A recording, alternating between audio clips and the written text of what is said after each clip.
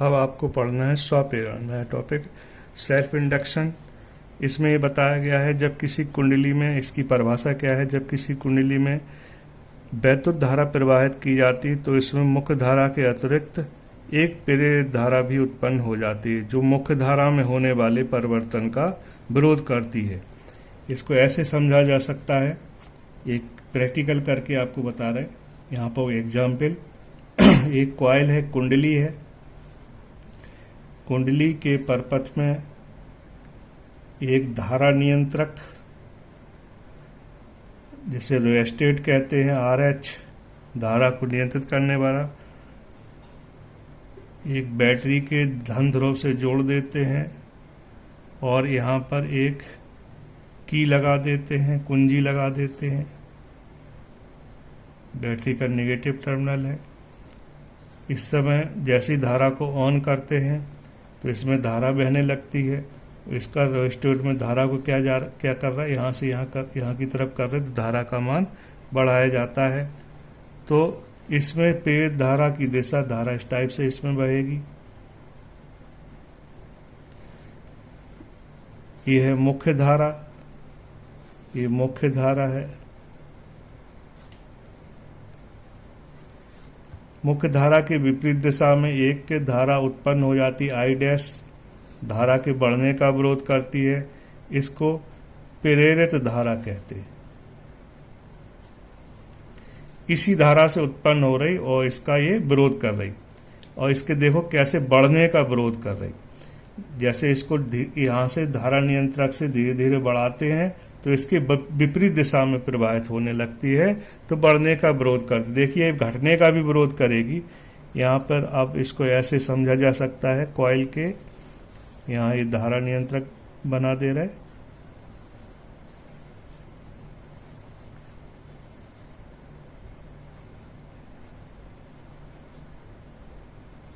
यहाँ की लगा दे रहा है।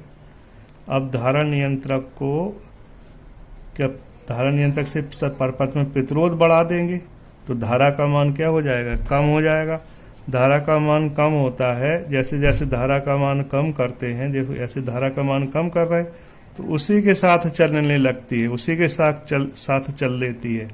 ये मेन करंट हो गया, ये प्रेरित धारा हो गया। तो प्रेरित धारा मुख्य धारा में होने वाले परिवर्तन माने घटने का विरोध करती है। तो ये लेंज का नियम भी इसमें अप्लाई हो जाता है। लेंज का नियम ऊर्जा संरक्षण के सिद्धांत पर कार्य करता है। चोक कुंडली,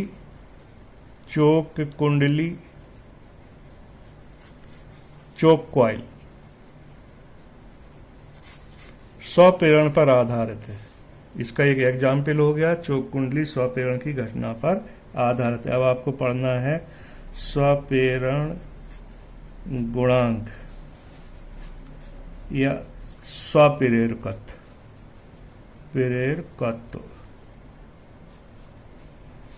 कोएफिशिएंट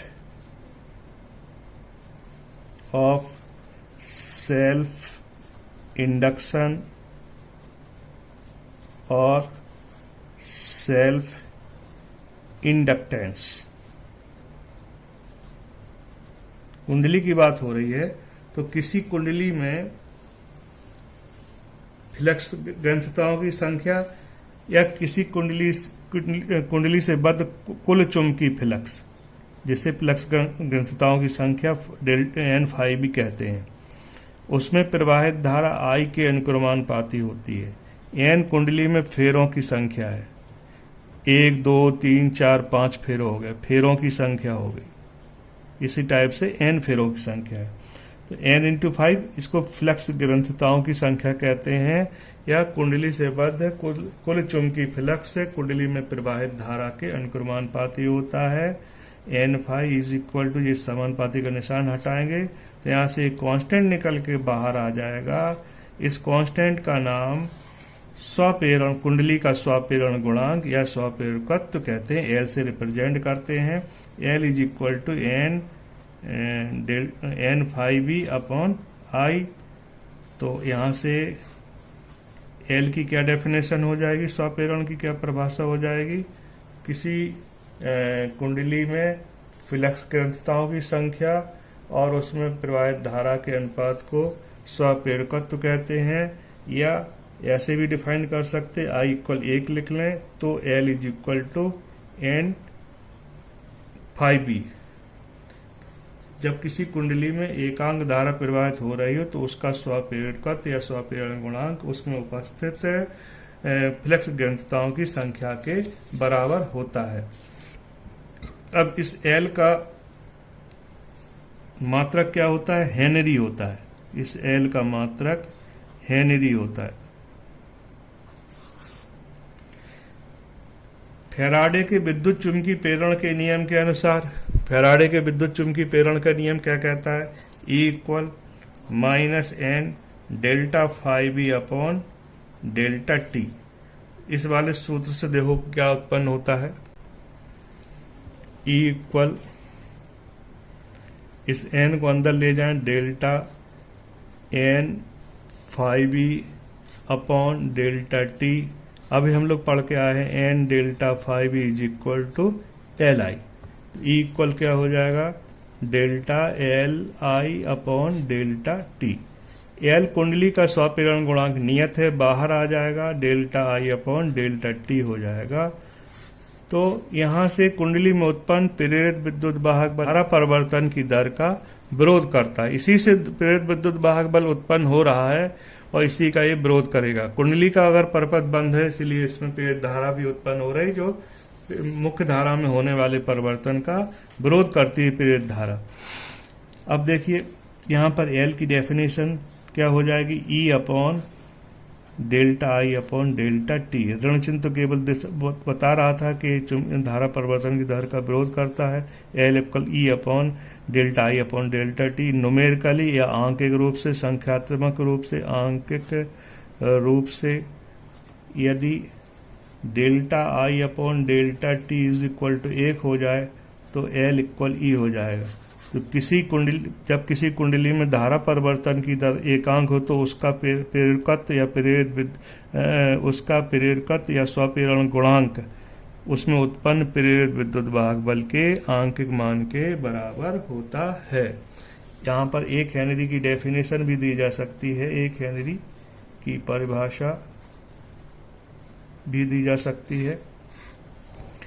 यदि इसी वाले फॉर्मूले में delta I upon delta T is equal to 1 ampere पर सेकेंड और इज इक्वल टू 1 वोल्ट, तो L is equal to 1 henry हो जाएगा।